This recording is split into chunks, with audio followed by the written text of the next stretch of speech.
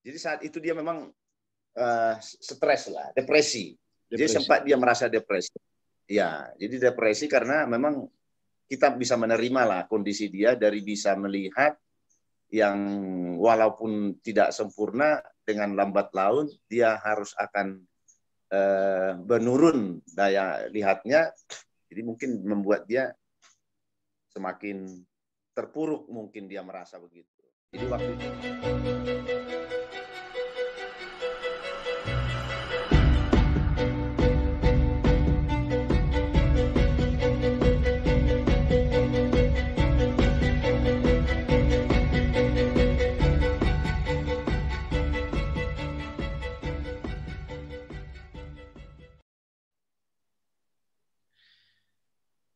Iya, selamat datang di Ritson Manyonyo Channel.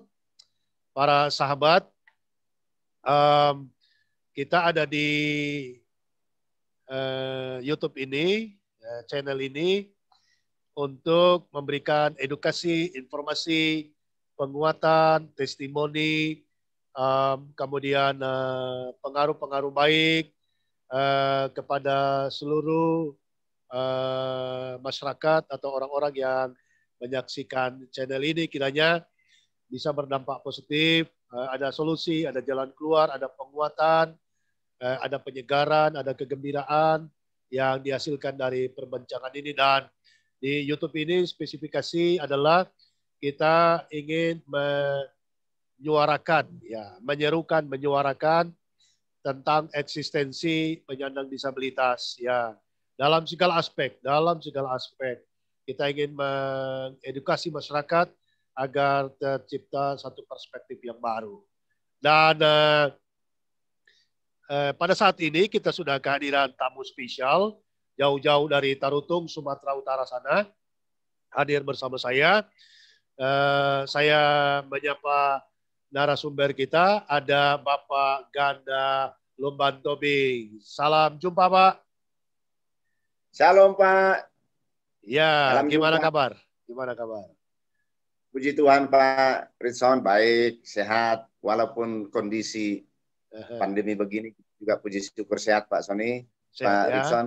Ya. Iya, Pak. Didampingi Ananda tercinta, Abang Christopher Tobing. Ya. Halo, Bang. Halo, Pak. Ya, gimana kabar? Sehat, Pak. Sehat, ya? Puji. Ya. Cuaca di Tarutung bagaimana? Dingin, Pak. Wah, keren tuh. Ya, ya, baik. Para sahabat, kita akan mendengarkan testimoni dari Bapak Ganda Lumban Tobing bersama keluarga. Kebenaran tidak bisa hadir semua karena nanti diceritakan anaknya yang lain ada di mana. Kiranya bisa memberikan motivasi, inspirasi bagi kita sekalian yang menyaksikan program ini. Selanjutnya saya serahkan kepada Pak Ganda Lumban Tobing memperkenalkan diri, istri, dan keluarga, serta apa yang ingin disampaikan dalam kesempatan kali ini.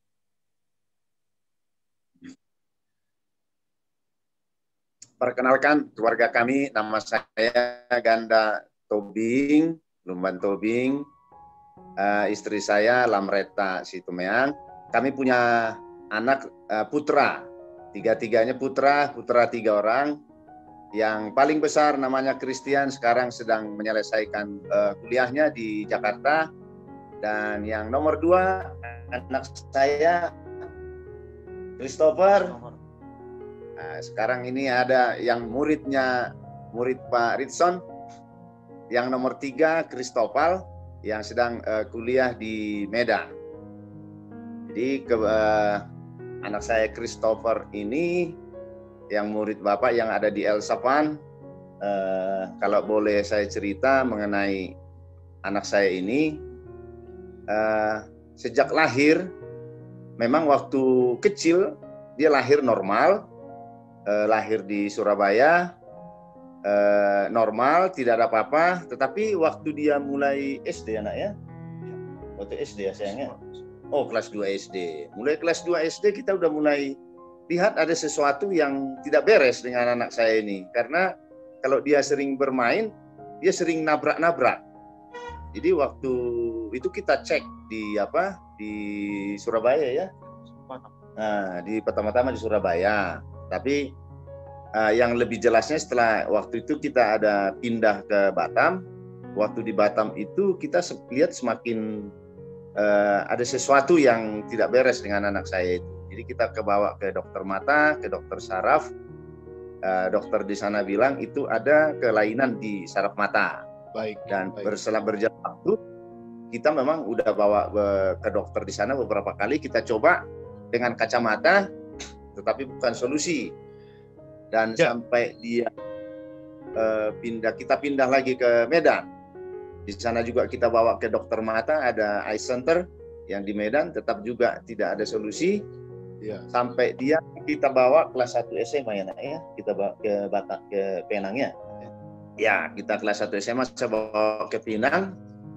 Di sana memang dokternya bilang, mohon maaf Pak Ritson, ini baru jarang memang kalau saya bicara gini di depan anak saya, karena selama ini saya takut ngomongnya, tapi sekarang ini dia sudah bisa menerima. Dokternya bilang waktu itu memang tidak bisa, tidak ada solusi, tidak ada obatnya katanya. Karena analisa dokter waktu itu adalah ada masalah saraf dari mata ke otak, ya nak ya. Ya, jadi dioperasi tidak boleh, tidak ada. Jadi kita hanya dikasih obat untuk memperlambat. Jadi hanya vitamin. Tapi itu hanya menurut kami analisa dokter duniawi. Tapi kami percaya dengan ada mujizat, karena kami percaya dengan campur tangan Tuhan, semuanya itu mungkin bisa dipatahkan dengan mujizat. Tetapi kita ada sampai 3 kali kita bawa ke Penang, di Island Hospital, ke Lam Hua-i, dan rekam medik anak saya juga udah kita kirim sampai ke Korea. Tetapi semuanya jawabannya hampir saya bilang itu 99% memang tidak bisa sembuh katanya. Jadi dengan kondisi begitu, yang paling kesaksian saya yang paling parah memang, karena anak saya ini dari playgroup, TK, SD, SMP sampai tamat dia SMA adalah di sekolah yang normal. Sekolah umum ya. Ya Pak Rizwan. Ya, sebelum lebih lanjut Pak Ganda Tobing, di masa kecil kanak-kanak, anak-anak Bapak yang 3 itu tentu kehidupan keluarga makin lengkap kebahagiaannya Pak ya, bisa dicerita. Ya. Jadi kalau kita sih tidak, anak saya bertiga, ya kita hidup bahagia ya, bahagia. Dan kalau saya kadang saya analisa, kita tidak ada faktor keturunan gitu loh Pak Ritson, tidak ada faktor keturunan, kita baik-baik saja semuanya. Mohon maaf bukan mau showing, anak-anak saya itu yang 2, ya puji Tuhan ada berprestasi lah, walaupun tidak yang ada sedikit masalah di matanya. Tetapi yang perlu mungkin yang saya jelaskan ini Pak Ritson buat para pendengar juga mungkin ada bermanfaat. Jadi waktu anak saya ini yang problem itu adalah setelah dia tamat SMA. Yang bernama Christopher ini ya?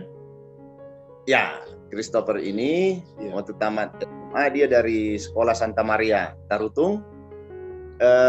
Dia tamat, mungkin dia dengar-dengar temannya udah ada yang mau kuliah, sudah ada yang mau melanjutkan bekerja atau bagaimana. Mungkin anak saya ini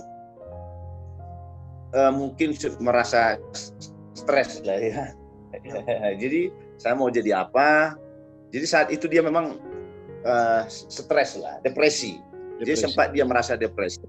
Ya, jadi depresi karena memang kita bisa menerima lah kondisi dia, dari bisa melihat yang walaupun tidak sempurna, dengan lambat laun dia harus akan menurun daya lihatnya. Jadi mungkin membuat dia semakin terpuruk, mungkin dia merasa begitu. Jadi waktu itu memang kita bawa ke Medan, ke salah satu ada di situ pendeta. Jadi dia selama hampir setahun dia ada di salah satu yayasan di Siantar. Tapi dengan saat itu memang Pak Ritson, saya sendiri memang sangat terpukul sekali Pak Ritson, karena lihat anak saya kondisi begini,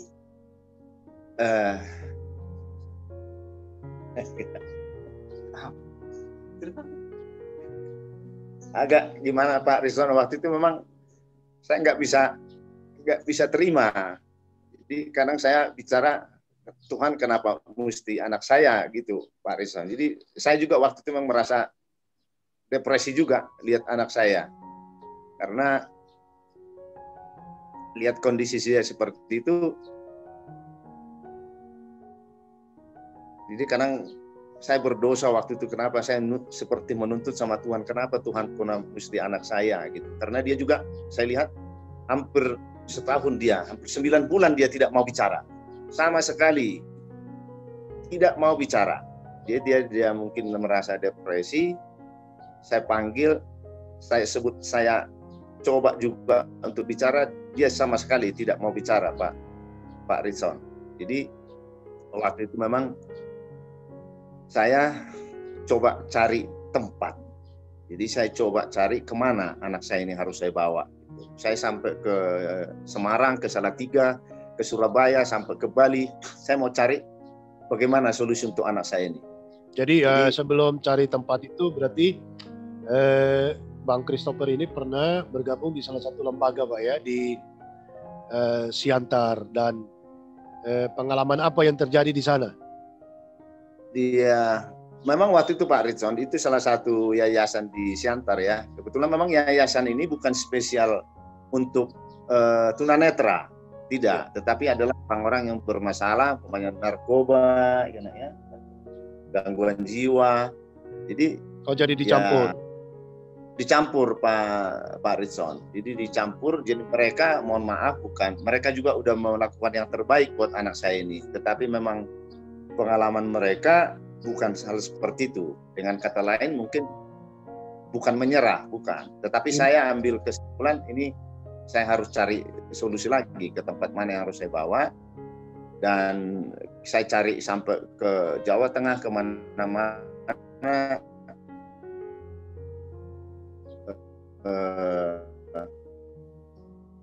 Saya kebetulan dengan anak saya yang paling besar yang di Jakarta juga. Sekarang kita bisa cari searching di internet, ketemu dengan yayasan El Safan.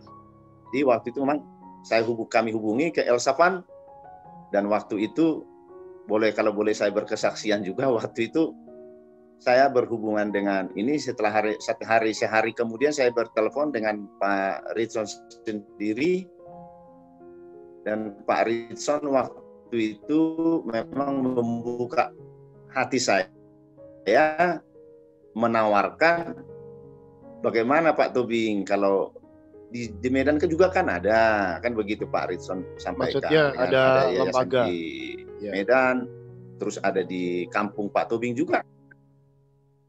Jadi waktu itu memang kondisi kita kan sangat sensitif. Saya juga berpikir waktu itu kenapa Pak Ritson ini menolak saya gitu.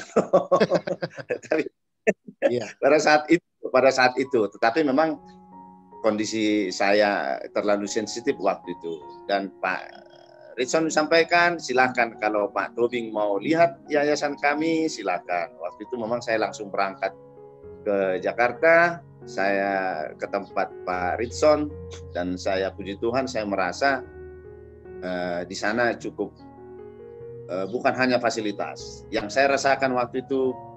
Bukan saya tambahin, saya kurangi. Waktu itu saya lihat memang cinta kasih para pendamping, dan saya lihat di sana saya ada 2 malam di situ, saya lihat memang sungguh luar biasa. Dan saya langsung berdiskusi dengan keluarga, dengan istri saya, dengan anak saya, bahwa anak saya ini harus saya pindahkan dari yayasan yang di Siantar untuk saya bawa ke yayasan El Safan. Kira-kira begitu Pak Ritson untuk anak saya ini. Ya, jadi kalau boleh tahu ini di luar daripada cerita tadi, profesi Pak Ganda Tobing bersama keluarga ini di bidang apa? Oh, kalau Saya tepatnya di Kota Tarutung. Saya namanya pengusaha di kabupaten, Pak. Saya ini kebetulan untuk menghidupi keluarga itu saya punya pabrik pemecah batu. Ini namanya biasa disebut itu stone crusher. Kita punya stone crusher dan kita ada tidak banyak, ada beberapa unit alat berat kita, dan itu untuk persewaan, untuk menyewakan alat-alat berat. Jadi kita hanya supplier batu. Kalau stone crusher ini untuk batu-batu untuk bikin hot mix, untuk batu jalan, untuk bangun rumah, kira-kira begitu Pak Ritson. Dan kita juga ada ekspedisi kita untuk ngangkut lodging untuk kayu gitu Pak Ritson. Ya, dengar-dengar sempat bisnis atau usaha kopi ya Pak ya? Oh ya, kebetulan bisnis kopi ini itu adalah bisnis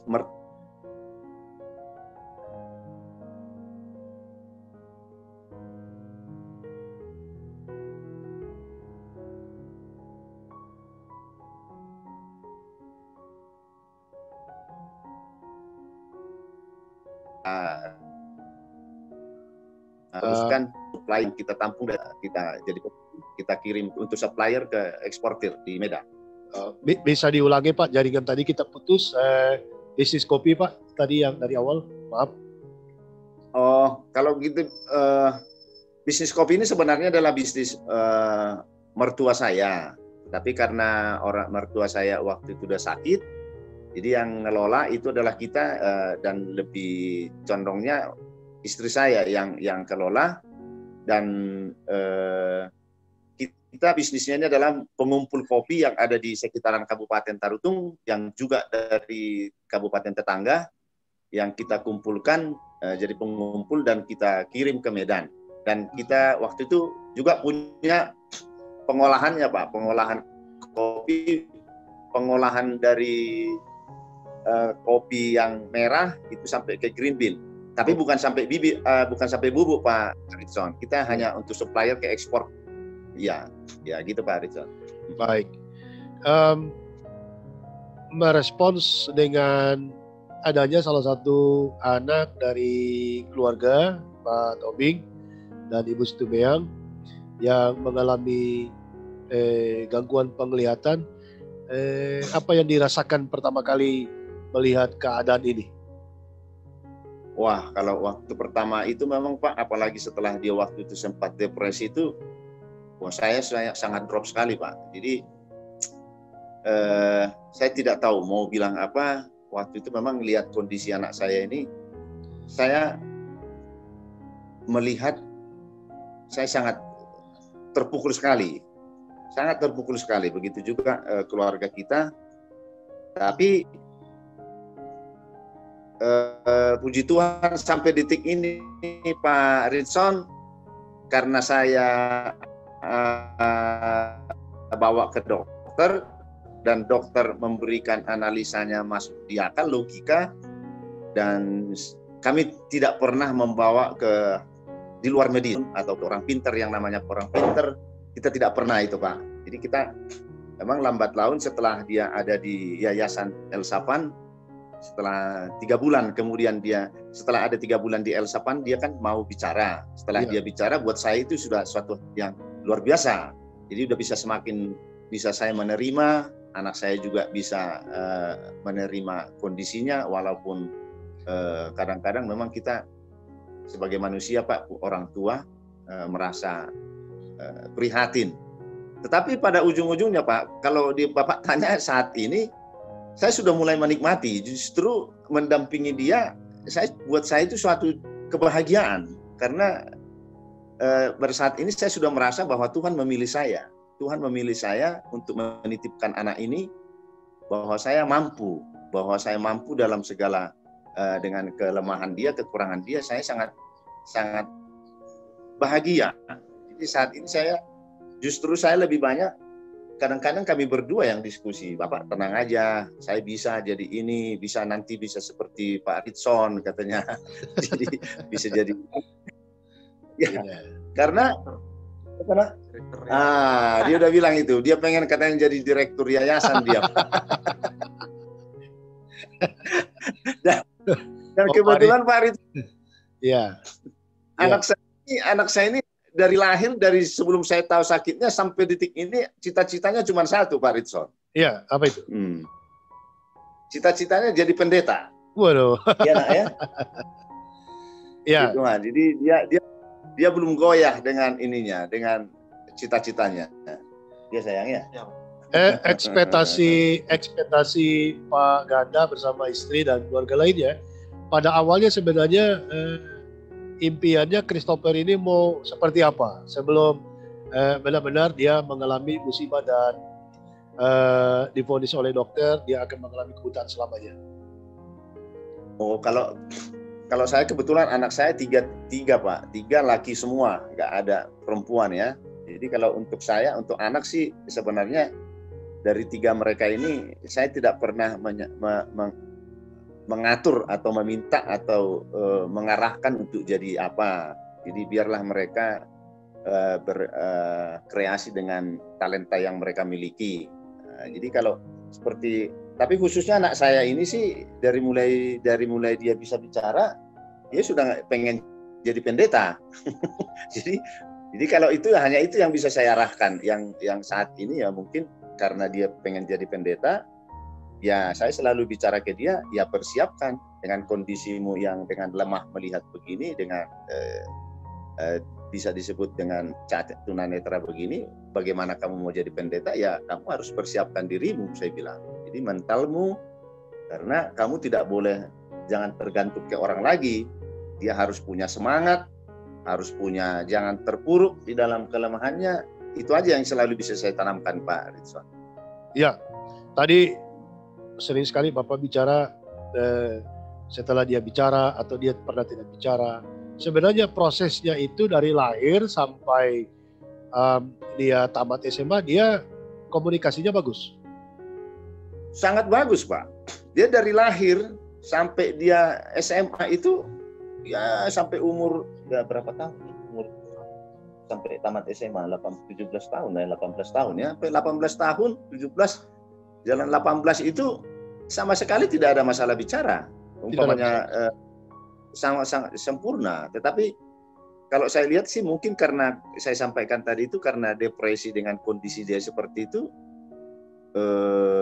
dia merasa bisa jadi waktu itu memang karena saya sampaikan di yayasan itu, mungkin dia merasa dia dititip atau disingkirkan gitu ya. Oh tidak ya. jadi dia merasa waktu itu mungkin. Tetapi karena kondisi harus seperti itu, dia memang tidak mau bicara. Bukan tidak bisa, Pak, tapi tidak mau. Ya, jadi tidak cara nanti kita akan gali secara khusus dengan Pak Christopher soal itu. Saya ingin tahu atau kami ingin tahu seberapa besar rasa ingin Pak Tobing dan keluarga supaya Abang Christopher ini bisa melihat lagi. Oh, kalau kita sebagai orang tua, Pak, kalau memang dokter juga, memang sudah hampir semua dokter bilang ini bahwa tidak bisa sembuh. Tetapi kami masih percaya, dan sampai pagi ini juga ibadah kami di rumah itu mengenai mujizat ya. Mengenai cobaan semua yang tadi pagi sayangnya kita ada khotbah itu mengenai Ayub yang begitu banyak penderitaannya, anaknya habis, hartanya habis, penyakit kulit keras ya nak ya. Tetapi dia tetap imannya kuat, harus ikut Yesus. Nah, jadi itu yang saya tanamkan ke anak saya ini.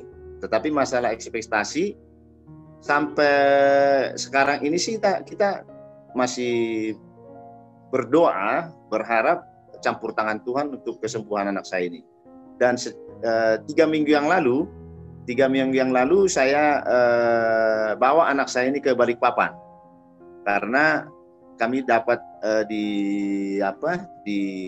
internet itu ada salah seorang pastor yang ada di Balikpapan bisa mendoakan orang sakit dengan caranya ini dengan doa. Ini anak saya ini saya bawa juga, Pak. Tepatnya tanggal 30, 29 sampai tanggal 29 Oktober sampai tanggal 1 November kami di Balikpapan, Pak Ritson. Jadi itulah salah satu usaha kami untuk membawa untuk kesembuhan anak ini. Jadi kalau kita sampai detik ini tetap berusaha Pak Ritson. Tetap beriman kepada Tuhan bahwa mujizat masih ada dan bisa terjadi kapan saja, begitu ya Pak ya? Begitu, ya. Baik. Benar, Pak Ritson. Kalau boleh tahu ini disampaikan kepada masyarakat perjuangan Bapak, pengorbanan Bapak dan keluarga menghabiskan uang yang sebegitu besar. Kalau bisa dicerita pengorbanan soal itu untuk proses kesembuhan Abang Christopher Tobing ini. Oh, kalau kita sih kalau cara materi ya, saya tidak pernah hitung dan tidak pernah berhitung. Tetapi kalau saya, perjuangan saya itu memang sampai saya bawa berapa kali ke Pinang, saya juga bawa di Medan, di Batam, sampai saya itu kebetulan ada teman dekat saya itu orang Korea. Waktu itu kita memang mau berangkat ke Korea untuk bawa anak saya ini, kita udah urus semua persiapannya. Tetapi teman saya itu bilang, kita harus kirim rekamedik dulu. Rekamediknya itu dan semua yang dibutuhkan itu ke dokter salah satu rumah sakit di Korea. Tetapi dokter dari Korea itu memang menyampaikan itu hampir 100% sama analisanya dengan dokter yang ada di Island Hospital yang di Pinang. Dan kalau sampai sekarang kita tidak menyerah. Tapi kalau ditanya kita udah berapa biaya, saya pikir kita nggak berhitung, dan andaikan pun bukan kita banyak duit, andaikan ada, selalu sampai sekarang saya masih cari. Kebetulan katanya ada di Cina untuk pengobatannya, tetapi kita masih pertimbangan, apalagi dengan kondisi sekarang ini. Saya masih belum lengkap informasi rumah sakitnya dari Cina. Dan saya masih searching untuk kesaksian apa bukti dari sana itu, karena Cina bukan dekat Pak Ritson. Tapi kita tetap masih berusaha untuk anak saya ini. Dan kalau sekarang sih Pak Ritson, bukan saya menyerah, bukan, tetapi anak saya ini sekarang saya selalu persiapkan agar dia mandiri. Dan selama pandemi begini ada di kampung, dia saya buat private musik, private musik gitar sekarang, dan mungkin bulan depan dilanjut ke ke keyboard. Dan dia saya harus buat dia bisa mandiri gitu loh Pak Ritson. Pada dasarnya untuk mencapai kesembuhan apa saja, oleh karena cinta kasih orang tua kepada anaknya, akan melakukan apa saja yang tentu tidak melanggar aturan. Begitu ya Pak Tobing ya? Begitu Pak Ritson. Andaikan pun ada dokter bicara ke saya, ya dia harus dicangkok. Ya kita pun bukan hanya saya, mungkin adiknya, abangnya pun semua siap untuk ini berbagi. Andaikan pun dia dokter bicara ada yang bisa menjamini atau menyampaikan, itu harus dicangkok, harus dengan mata saya, bahwa saya siap bisa sembuh. Jadi harus saya siapkan gitu Pak Ritson. Wow, luar biasa. Ini pengorbanan yang sangat mahal harganya. Itu sangat mengagumkan. Baik, Pak Tobing, sebenarnya dari tadi kita belum mendengar apa jenis penyakit mata yang dialami oleh Abang Christopher ini.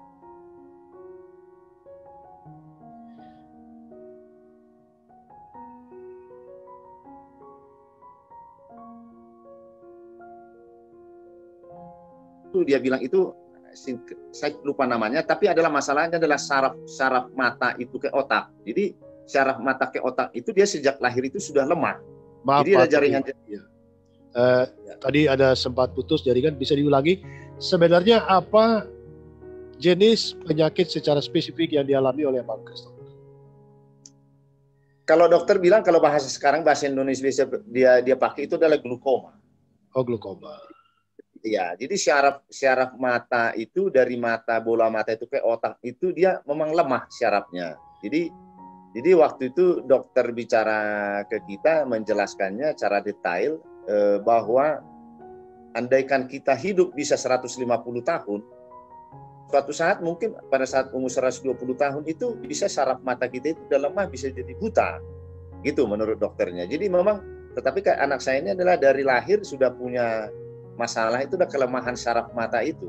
Jadi saraf mata itu dari mata ke otak itu. Dan tidak ada solusi, tidak bisa dioperasi, tidak bisa bukan dicangkok, bukan. Jadi memang saraf mata itu yang bermasalah. Dan dokter bilang bukan 1-2 seperti ini, Pak Tobing. Jadi kalau kamu gelontorkan pun duitmu mau berapa ratus juta, berapa miliar pun itu bukan tidak bisa dioperasi, katanya. Jadi waktu itu saya nentang dokternya, kenapa nggak bisa dioperasi, dok? Teknologi sekarang kan sudah bisa saraf di ini. Jadi disambung atau bagaimana dibagusin gitu. Tapi dokternya bilang belum ada teknologi cara medis bisa menyembuhkan itu, begitu kata dokternya itu. Dr. Andrew, Profesor Dr. Andrew yang ada di Pinang, di Island Hospital. Jadi sama penyakitnya glaukoma ya? Ya, jadi iya Pak. Jadi nanti di channel ini juga nanti kita akan di waktu-waktu yang akan datang akan menghadirkan narasumber dokter spesialis mata secara berkala periodik, agar dapat memberi informasi, edukasi tentang ragam jenis penyakit yang menyebabkan mata kita itu bermasalah, kemudian jenis-jenis penyakit mata lainnya. Kita doakan mudah-mudahan melalui channel ini akan banyak menolong orang-orang yang mungkin mengalami gangguan pada penglihatan. Baik, mohon izin ke Bang Christopher, mau ngobrol bisa Bang Christopher? Bisa Pak. Bisa ya, baik. Ya, Bang Christopher sekarang umurnya berapa? 21 tahun Pak. 21 ya. Apa bedanya sebelum Bang Christopher benar-benar mengalami kebutaan dan setelah mengalami kebutaan? Kalau sebelum mengalami kebutaan masih bisa ke rumah kawan Pak, masih bisa main-main. Iya. Jadi kalau sekarang nggak bisa. Ya, bukan nggak bisa, belum bisa, ya. Ya, belum bisa. Satu saat akan bisa. Baik. Setelah Christopher mengetahui bahwa Christopher telah divonis dokter tidak akan bisa melihat normal lagi sebagaimana mestinya, apa yang dirasakan? Saya pernah merasa stres Pak, sampai saya kadang merenung gitu Pak.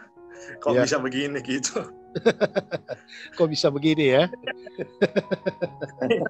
Iya. Kemudian dalam keadaan stres itu apa yang dilakukan?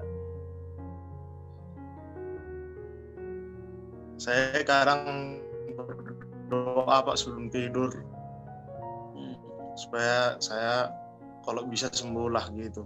Enggak, waktu depresi itu apa beban pikiranmu gitu mungkin Pak Ritson? Iya, apa beban pikiran? Yang saya pikirkan, coba ulang lagi. Nasib buruk. Kenapa saya mendapatkan nasib buruk seperti ini Pak gitu? Orang lain aja gitu. Kenapa bukan orang lain aja? Ya,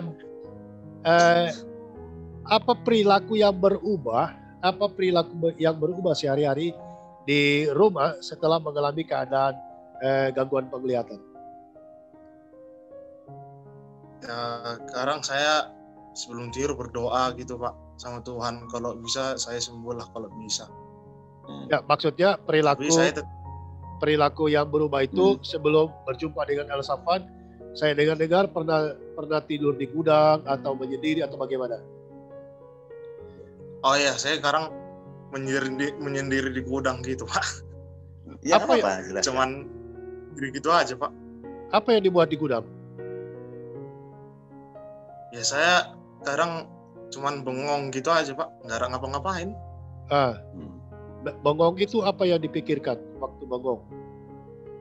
Sekarang saya mikirkan hari-hari gitu, misalnya berlalu gitu aja ya, seperti formal-formal aja gitu. Ya paling bangun pagi ke sekolah baru pulang makan tidur tuh. Saya sekarang mikirkan itu aja Pak.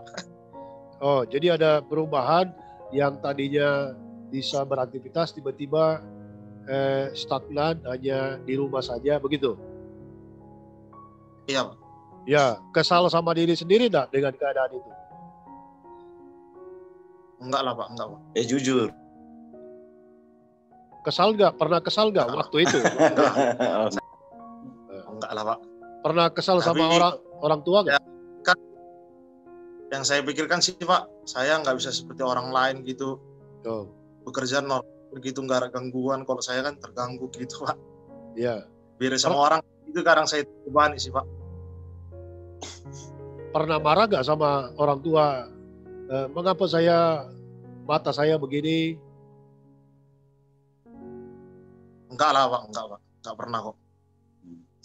Kalau sama Tuhan pernah protes? Tuhan, kenapa saya dibiarkan menjadi orang buta? Lalu. Enggak lah Pak, enggak.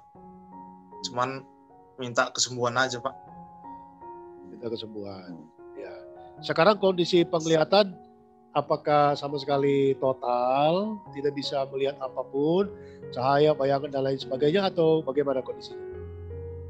Kalau saya sih masalah saya cuma di membaca aja Pak. Membaca aja nggak bisa.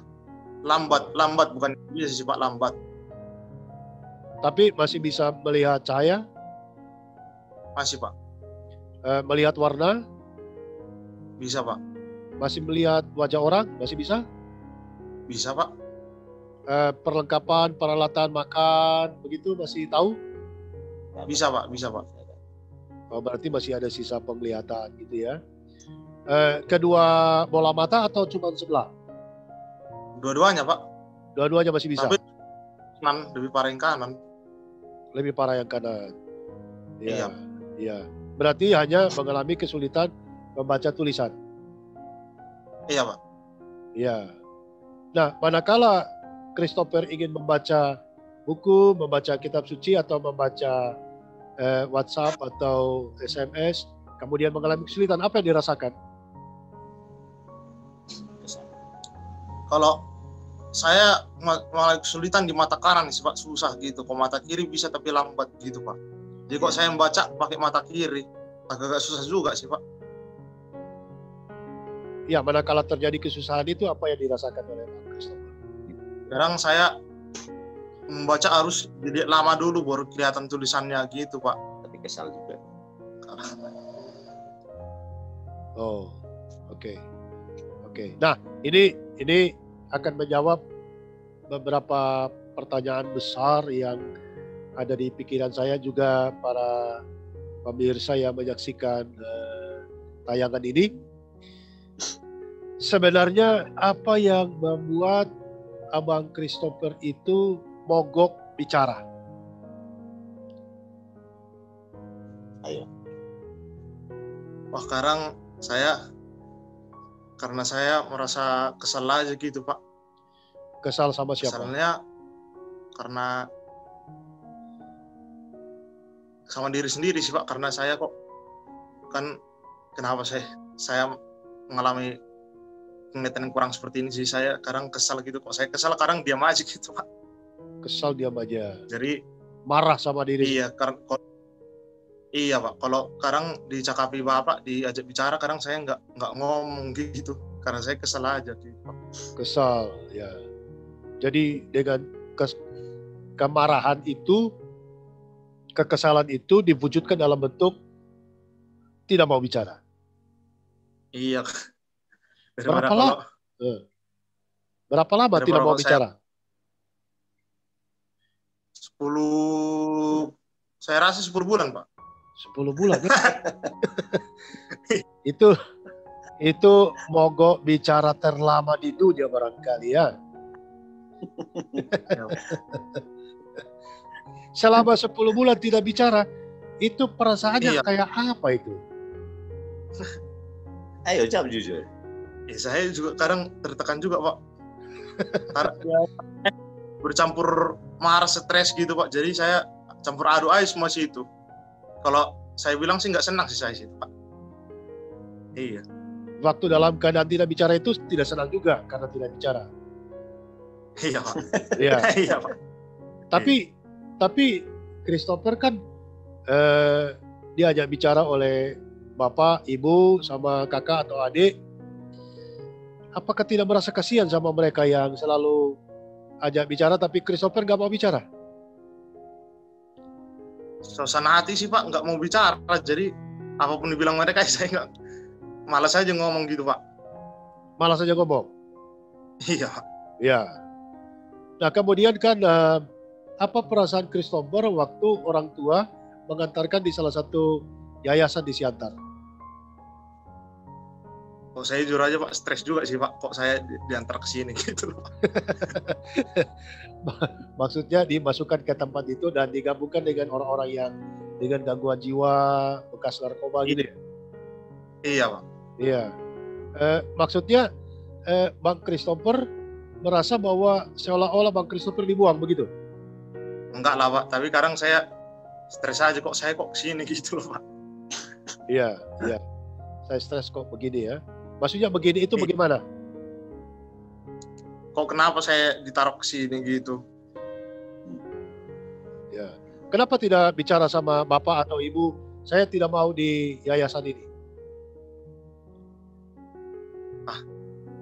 Saya waktu itu kebetulan karena lagi marah aja sama diri sendiri Pak. Jadi saya mau ngomong sama bapak pun nanti jadi nggak nyambung juga kan Pak. Jadi bagus saya diam aja gitu Pak. Lebih baik diam saja. Nyambung ngomongnya kan. Iya, iya. Kemudian setelah mengetahui bahwa ada lagi upaya bapak sama ibu dan keluarga untuk memasukkan Christopher ke yayasan yang bernama El Safan, apa perasaannya? Pas itu saya kalau jujur Pak, saya merasa senang Pak. Karena saya dengar dibilang bapak kan nanti kamu sekolah di Jakarta ya 2 tahun. Wah saya senang Pak, karena kan sekolah di Jakarta 2 tahun katanya kan Pak. Saya senang juga daripada di sini saya stres gitu Pak. Ya.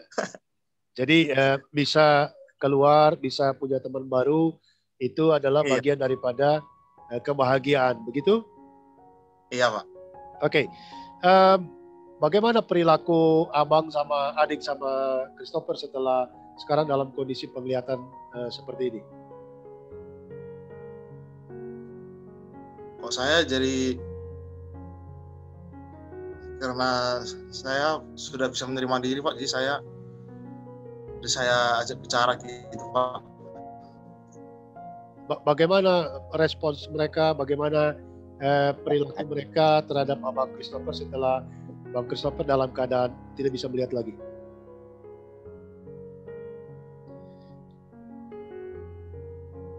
Respon orang itu tetap juga sih sama kayak dulu sih Pak. Tidak ada perubahan ya? Saya tetap memberikan kasih sayang yang baik Pak. Ada Pak. Kalau respons teman-teman geng waktu SMA sampai hari ini bagaimana? Kalau saya dengar sih Pak, ada kawan saya kan, dia udah kuliah di Nomensen tapi mundur dia Pak. Mundur. Ya. Mundur Pak. Kenapa dia mundur? Bukan.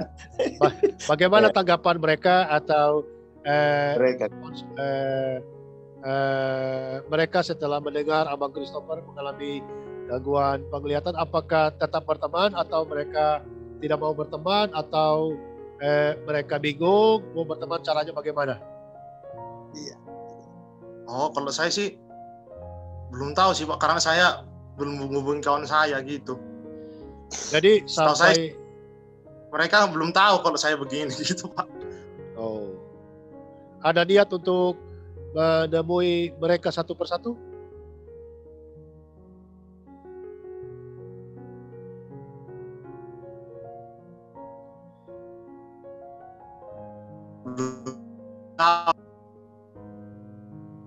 Kalau untuk menemui sih saya bisa keluar Pak, orang kampung semua.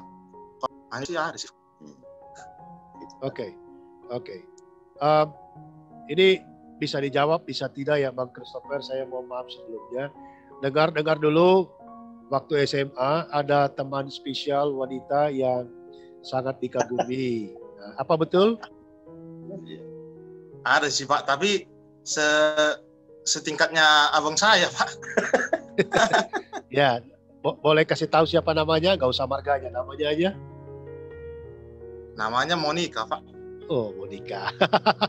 Mudah-mudahan Monica menyaksikan tayangan ini, Anda menyaksikan Abang Christopher yang hebat hari ini. Ya Bang ya. Nah, mengapa tidak berlanjut Bang? Bukan nggak berlanjut sih Pak, tapi kami nggak jelas, berpisahnya nggak jelas. Di HP. Oh, PHP. Dia bingung menghubungi saya, jadi nggak hubungan lagi.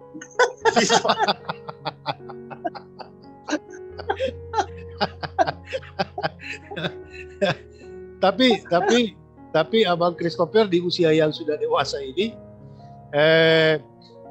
ada punya niat atau masih punya keinginan untuk mencari pasangan hidup?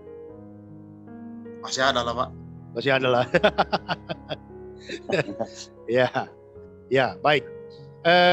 Bang Christopher, bisa dicerita setelah mogok bicara selama 10 bulan, itu berarti 2019 ya?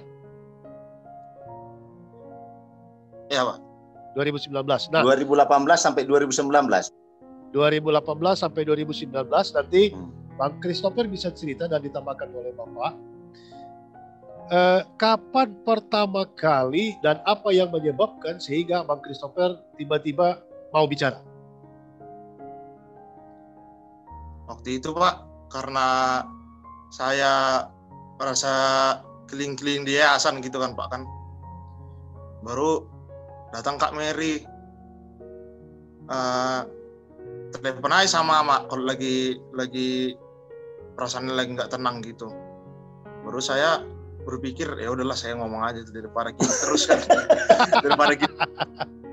Udah saya ngomong aja sama saya.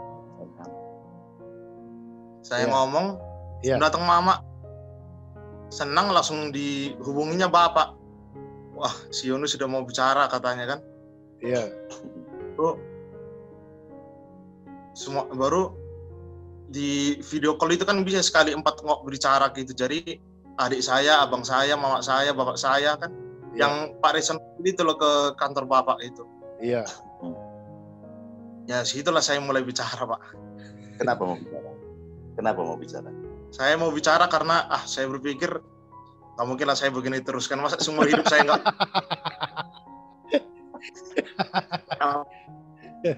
Kenapa sampai 10 bulan? Kenapa sampai 10 bulan? Kenapa nggak itu sampai begitu lama kau berpikir? Terbuka aja pikiran.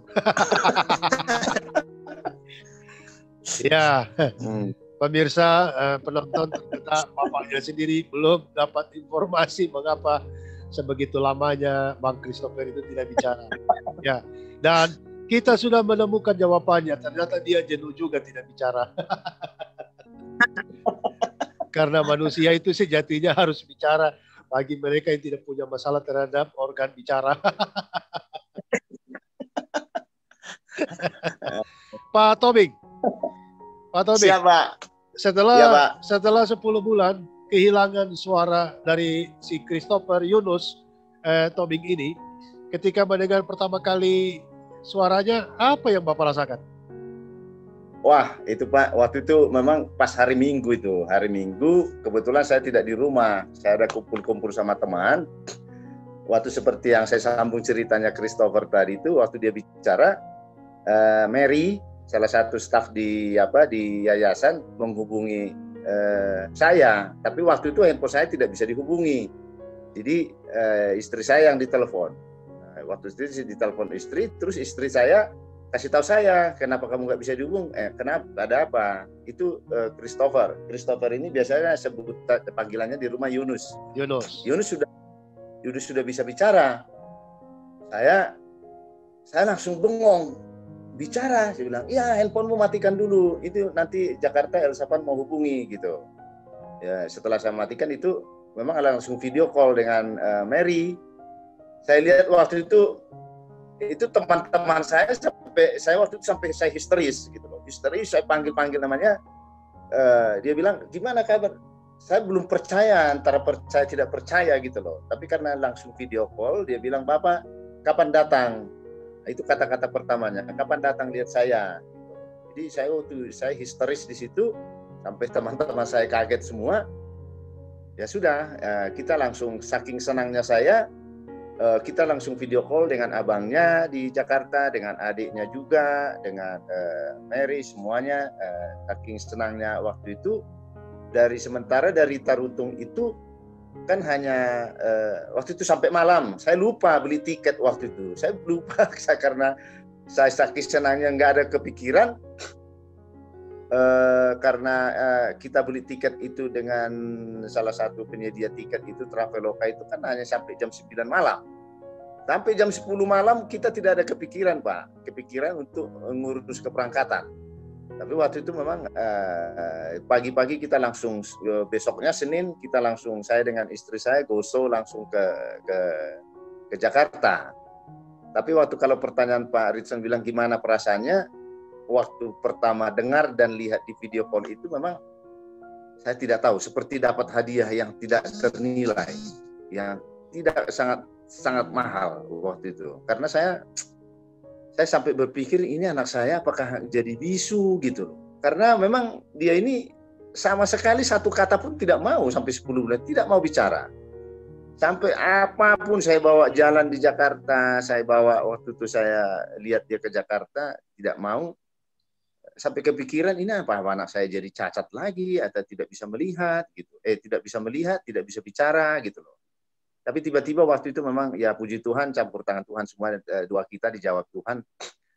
Selangkah lah sudah lebih bagus dia bisa bicara. Buat saya itu sudah hal luar biasa. Memang selama waktu di Jakarta di Elsapan itu memang sebelum dia bicara itu memang kita ada usaha, kita langsung ada konsultasi ke psikolog, dengan psikiater, dengan terapi juga. Kita segala usaha memang kita buat waktu itu untuk membuat dia lebih nyaman.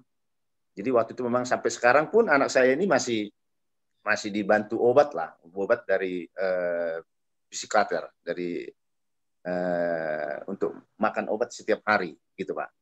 Jadi pada saat itu memang buat saya sudah hal luar biasa dia bisa bicara waktu itu Pak. Jadi separuh besar gitu, beban hidup hilang dan ada kelegaan gitu Pak ya. Sangat besar Pak Rizal. Dan itu kegembiraan yang tak ternilai. Ya waktu kita terbang dari Selangit, dari Tarutung ke Jakarta itu rasanya 2 bulan gitu. Lama sekali nyampainya gitu. Iya. Jakarta lihat anak saya. Dan sebagai wujud bukti setelah dia saya lihat.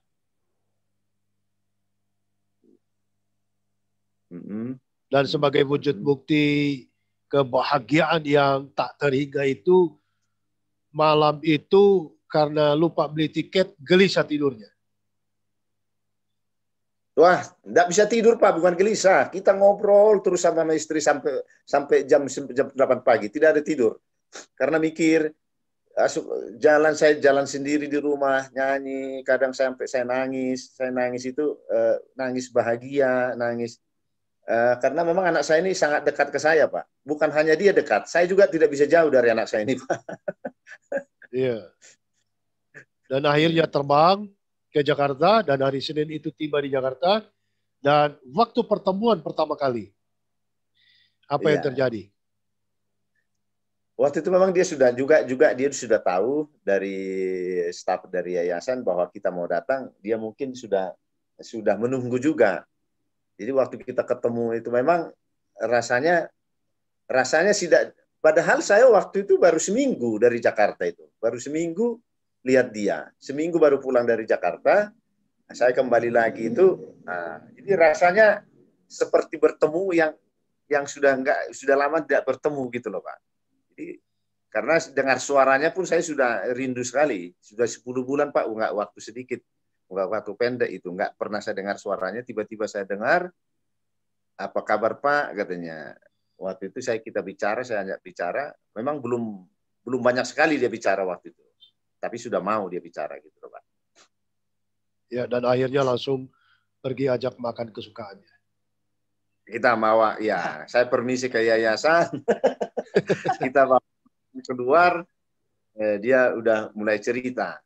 Tapi ada cerita lucunya mungkin sedikit Pak, ini Pak Ritson, saya ceritakan ini. Jadi kalau boleh saya cerita sedikit Pak Ritson? Ya, lanjut. Nah, jadi dia bilang, apalah pengalamanmu selama nggak bicara itu? Jadi ada makanan kesukaan dia, waktu itu di Siantar, mereka lagi makan, dia pengen nambah makanan ini. Tapi karena dia masih kondisi mogok makan, dia tidak bisa bicara. Mogok bicara. Nah, sekarang dia katanya menyesal dia, Pak. Menyesal dia. Kenapa? Kenapa nggak bisa nambah? Dia bilang, waktu itu kan saya mogok bicara, Pak. Katanya. Menyesal sekali saya, katanya. Jadi, jangan diulang lagi ya. Kalau ada beban pikiran, jangan sampai mogok lagi saya bicara. Oh, enggak lagi, Pak. Nyesal. Katanya. Baik. Baik. Bang Christopher. Ya, Pak. Apa yang Abang Christopher rasakan sekarang setelah sudah menerima diri? Saya jadi merasa semangat sih Pak, supaya bisa menjalani hidup untuk hidup yang lebih baik gitu Pak. Iya. Atau pertanyaan saya mundurkan lagi, apa yang membuat Christopher itu dapat menerima diri? Kalau saya berpikir kalau saya begini-begini terus ya, kapan suksesnya gitu Pak. Iya. Kapan suksesnya, dan saya berpikir setiap hari itu saya harus melakukan yang terbaik gitu, supaya saya itu bisa menjadi seorang pendeta gitu Pak. Iya. Siapa orang yang sangat mempengaruhi perubahan dirimu itu? Kalau saya sih Pak, orang tua saya Pak, karena orang tua saya lihat ingin hidupnya itu menjadi lebih baik gitu Pak. Nggak mau begitu-begitu terus. Iya. Jadi saya sekarang termotivasi sama ayah saya, wah yang benar juga kalau saya begini-begini terus ya kapan berkembangnya gitu Pak. Iya. Apa peranan atau pengaruh komunitas kelompok kan Abang Christopher selama kurang lebih 2 tahun tinggal dan hidup berkomunitas bersama teman-teman di panti dengan sesama tunanetra. Apakah itu ada pengaruhnya terhadap penerimaan diri? Ada Pak. Kalau saya lihat mereka sih itu senang-senang aja Pak. Sekarang saya berpikir ya ada benarnya juga Pak. Ngapain merenung terus? Gak ada gunanya. Ini saya kalau udah balik teman lah Pak, bergaul gitu Pak. Oh gitu. Iya. Iya.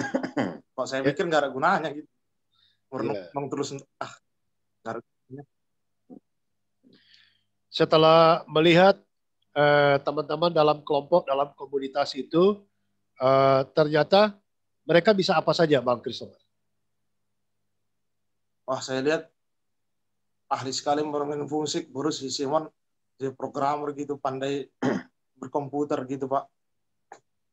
Sekarang saya termotivasi gitu Pak. Wah, mereka masih bisa menggali bakatnya gitu kok. Kenapa saya kok masih merenung gitu terus gitu. Ya, jadi pemirsa, sahabat, betapa hebatnya pengaruh lingkungan membentuk citra diri seseorang yang tadinya terpuruk, kemudian dia berubah bangkit dan menerima diri, bahkan termotivasi untuk hidup berkompetisi agar dapat mempersiapkan dirinya secara baik. Begitu Pak Tobing yang diperhatikan kepada Abang Christopher? Iya Pak, betul Pak. Jadi dan dia memang sering juga kita diskusi apa yang bisa kamu dapat selama di yayasan gitu. Dia juga karena dia lihat di sana masih ada beberapa orang yang lebih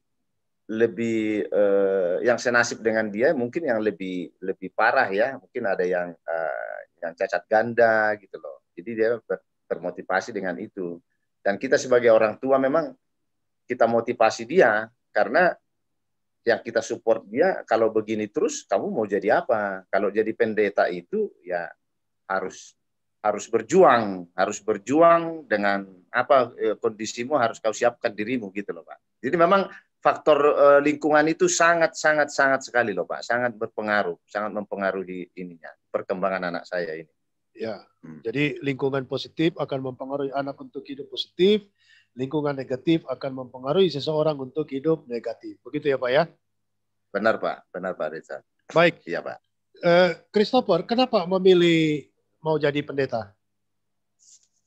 Kalau saya dari kecil saya kan suka ke gereja gitu Pak.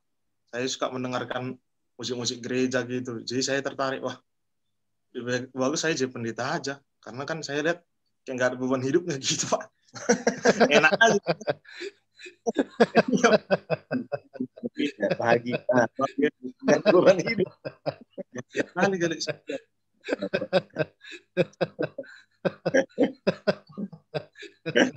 Baik. Gitu Pak. Ya, rencananya kapan kira-kira akan sudah mulai masuk di sekolah tinggi teologi? Ya, kalau saya tergantung Bapak sih Pak. Kalau dibilang Bapak, wah tahun depan kamu di sekolah teologi lah gitu. Ya saya ikut aja Pak. Saya tergantung Bapak sih, bukan saya menentukan sih Pak. Baik. Tergantung untuk menuju menjadi mahasiswa, apa yang sedang Christopher persiapkan, baik yang didapatkan di yayasan maupun secara pribadi di musim pandemi ini? Apa yang sedang dipersiapkan? Oh saya sebelum pandemi Pak, kan saya sudah berpikir sih Pak, wah saya kan mau kuliah, apa yang bisa saya lakukan. Misalnya kok saya besoknya kan saya dikasih tugas itu, baru saya pulang kan di sekolah kan jam 12, baru makan. Siap makan saya langsung saya kerjain gitu Pak. Prinsip hidup saya di situ dikasih tugas, di situ langsung saya kerjakan gitu Pak. Biar nggak menumpuk, ngapain menunggu malam ngerjain gitu kan Pak. Jadi bagus di situ kasih, siap makan langsung kerjain gitu Pak. Ternyata ketahuan Kak Yen. Ketahuan Kak Yen dikasih. Iya. Dikasih sama Bapak. Wah, ternyata Bang Kristo siap makan langsung ngerjain tugas, langsung ke kelas gitu. Ditanya Bapak, oh kamu dibilang Bapak, oh ya kamu siap makan langsung ngerjain tugas ya? Iya Pak, gitu. Ketahuan juga ternyata. Baik. Artinya berjuang lah, berusaha ya. mempersiapkan kuliah iya. gitu loh. Dengan tidak menunda-nunda waktu ya. Iya Pak. Ya. Teknologi yang ada kaitannya dengan tunanetra seperti Android atau smartphone atau laptop atau komputer for the blind, Christopher sudah dapat mengoperasikannya? Bisa Pak. Sudah mulai bisa ya, baik. Sudah Pak, sudah. Baik, ya. Pak Tobing. Ya Pak. Apa yang ingin Bapak sampaikan terhadap keluarga-keluarga yang kira-kira mereka punya pengalaman mirip-mirip seperti apa yang Bapak alami? Mungkin ada anak mereka yang mungkin tidak buta tetapi bisu, tuli, atau polio, atau hidrosepalus, atau jantung, atau apa sajalah yang membuat keluarga mereka itu terpuruk. Oke Pak, buat saya sih pengalaman saya ya, punya anak seperti anak saya ini, justru saya melihat anak saya ini adalah anak punya berkelebihan khusus menurut saya. Karena mereka itu kan kita harus sebagai orang tua harus punya perhatian khusus juga, tetapi jangan berlebihan gitu loh Pak. Jadi kalau kita sebagai kita sebagai yang bertuhan, mau agama apapun itu, kalau yang kita bertuhan itu kita harus mengundang campur tangan Tuhan untuk problem yang kita hadapi ini. Jadi seperti anak saya ini, dan saya tidak mau. Pertama-tama memang saya kurang berterima ya, karena saya lihat prihatin. Anak saya dari kecil remaja begini, kondisinya harus suatu saat tidak bisa melihat. Jadi saya tidak bisa berpikir sejauh gimana nanti anak saya ini gitu. Tapi pada semakin waktu berjalan, buat saya sih, saya seperti anak saya itu bisa menerima kondisinya, saya sebagai orang tua pun saya harus bisa menerima punya anak seperti dia. Tetapi sebagai kita orang tua itu harus kita berikan ke dia support, kita berikan dia. Jadi disabilitas mau sakit apapun, mau tuli, mau bisu, mau apapun itu, kita harus berusaha membuat dia suatu saat bisa mandiri. Karena kita sebagai orang tua tidak ada manusia yang hidup terus. Suatu saat kan ada waktunya kita kembali dipanggil Tuhan. Jadi kita persiapkan mereka sampai sejauh mana untuk semampu kita untuk mempersiapkan mereka. Semuanya tidak harus materi, bukan materi Pak, sama sekali bukan. Tapi kasih sayang yang kita harus tunjukkan ke anak tersebut. Jangan sampai anak itu merasa terkucilkan atau merasa lain, merasa tersisih, apalagi namanya tersisih gitu. Jadi anak saya ini pun waktu selama tidak bicara itu pun sebenarnya bisa dia mandi, tapi saya tunjukkan ke dia. Mungkin selama di yayasan mungkin dilihat orang-orang yayasan ini, saya mandikan dia, saya sabuni, saya ini kan. Sebenarnya bukan dia tidak bisa mandi, tapi saya mau tunjukkan ke dia bahwa saya sebagai orang tua sayang loh sama kamu, nak. Gitu. Jadi kasih sayang itu yang harus kita tunjukkan ke dia. Walaupun itu jangan berlebihan, karena anak itu nanti jadi manja. Jadi kita harus arahkan ke dia. Kalau seperti saat ini mungkin kami sering, dia kadang-kadang diam ke saya. Karena saya agak strike, agak keras. Karena kamu mau cita-cita jadi pendeta, kalau belajarmu hanya sekedar begitu yang dari sekolah, ya tidak bisa saya bicara. Jadi harus banyak diulang di rumah, harus sifatnya berjuang, jangan jangan lebay, itu istilahnya, jangan lebay gitu. Jadi intinya buat kita orang tua yang punya anak yang disabilitas, mau apapun itu masalahnya, mau buta, mau tuli, mau bisu, mau apapun itu, kita percaya. Karena seperti yang pernah saya dengar, saya baca itu, Tuhan tidak pernah menciptakan manusia itu tidak sempurna. Tetapi Tuhan mengizinkan itu karena kita percaya Tuhan punya rencana. Jadi seperti anak saya ini, ya saya masih yakin, sangat saya yakin, tidak berlebihan anak saya ini nanti sudah bisa mandiri, malah bisa berprestasi. Jadi dia tidak harus kita bimbing kita suapin terus, tidak. Jadi kalau di rumah pun saya suruh cuci piring, kalau pecah biarkan pecah. Tetapi kalau mau dia kadang-kadang saya mau cuci pakaian Pak katanya, ya saya kasih. Jadi kita jangan berlebihan kita manjakan, ya, mau dia cuci sendiri, mau kotor, mau bersih, nah, itu urusan kedua. Tapi kita berikan dia berkreasi dengan kelemahannya, dengan kemampuan yang ada dia miliki. Jangan kita halangi. Kecuali ada sesuatu yang mengancam keselamatannya, ya kita harus jaga. Tapi sepanjang dia untuk kejedut atau gimana, sepanjang dia masih tidak membahayakan, kita biarkan gitu loh Pak Rizwan. Kasih sayang, intinya kasih sayang yang kita berikan ke mereka. Gitu Pak Rizwan. Wow, luar biasa. Saya senang karena pertama kali kita bertemu, Pak Tobing ini depresi, stres, sesak hati, mengalami kebingungan, dan sulit menerima pikiran-pikiran besar, dorongan-dorongan.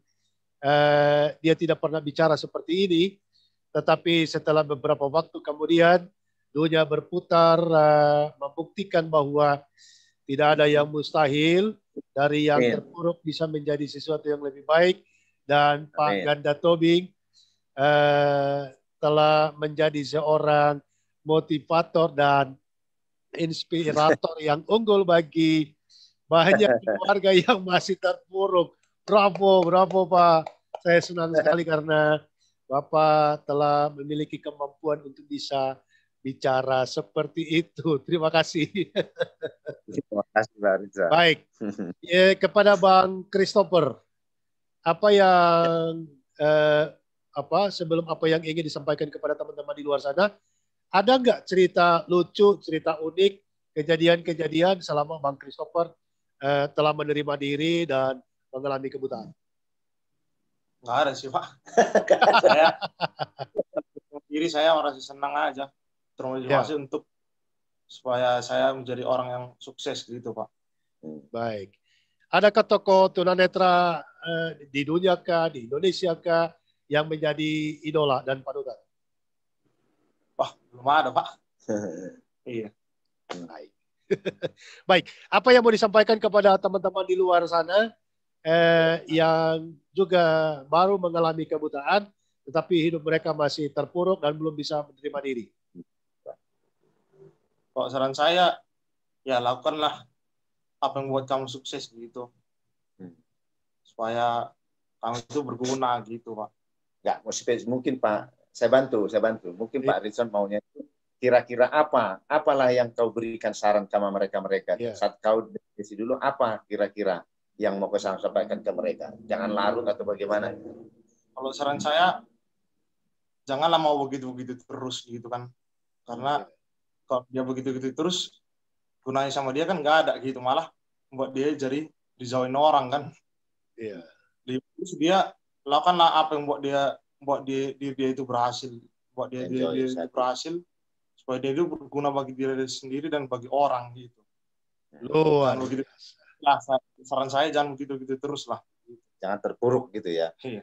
Jangan hidup dalam depresi, stres yang berkelanjutan. Begitu Bang Christopher? Iya Pak. Baik. Ini dengar-dengar sedang kursus gitar ya Pak Ganda ya? Iya, ya, dia lagi les private gitar dia. Oke. Bolehkah kita dikasih satu lagu dengan bermain gitar sendiri Pak Tobing oleh Abang Christopher? Oke. Bisa Pak, bisa. Oke. Baik. Ya. Sambil menunggu Abang Christopher mempersiapkan gitar dan dia akan bernyanyi sebagai closing daripada tayangan ini, sahabat disabilitas dimanapun Anda berada dan menyaksikan tayangan ini, kita baru saja mendengarkan satu testimoni cerita hidup yang sungguh-sungguh nyata ada di sekeliling kita, lahir daripada Pak Ganda Tobing dan anaknya Christopher Yunus Tobing. Mereka telah menampilkan satu aroma kehidupan yang sangat membahagiakan. Artinya, cinta kasih adalah kunci sukses kita mengelola kehidupan keluarga untuk kita dapat menerima siapapun yang ada di sekeliling kita, sekalipun mereka di luar daripada segala keinginan kita. Tetap kuat, tetap semangat, dan yakinlah bahwa Tuhan tidak pernah tidur untuk selalu menemani kehidupan kita masing-masing. Baik, di akhir daripada tayangan ini, Abang Christopher akan bernyanyi. Apakah sudah siap? Sudah, Pak Rizal. Baik, akan menyanyikan lagu apa? Lagu apa, Nak? Lagu Selamat Pagi Bapak. Selamat Pagi Bapak? Iya. Oke, terserahlah mau gimana. Ayo. Baik. Selamat pagi Bapak. Selamat siang aja lah. Selamat siang Bapak. Baik, kita saksikan dan kita menikmati permainan musik gitar dan alunan suara merdu dari Abang Christopher dengan lagu yang telah dipilihnya. Selamat menyaksikan.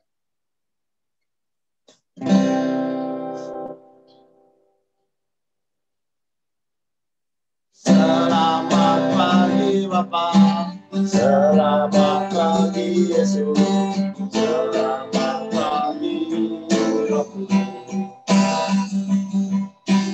Terima kasih atas kontrakmu, telah berlaku. Ku memuji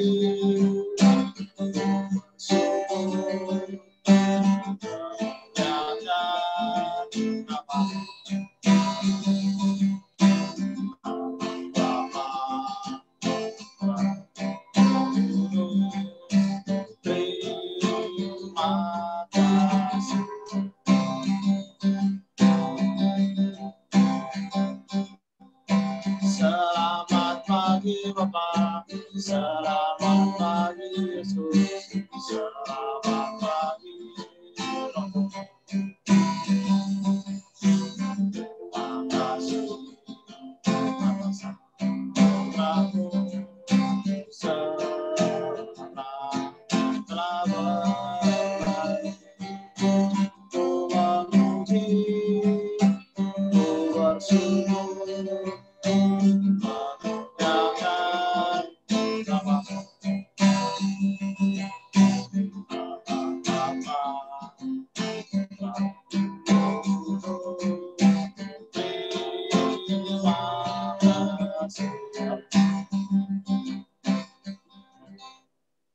Oke, Pak Ritson. Habis itu. Demikian perbincangan kami. Saya Ritson Manyonyo bersama Bapak Ganda Tobing dan juga Christopher Yunus Tobing. Jangan lupa like, share, comment, and subscribe channel ini agar dapat berkembang dan banyak bermanfaat bagi masyarakat luas. Sampai jumpa dalam tayangan kami selanjutnya.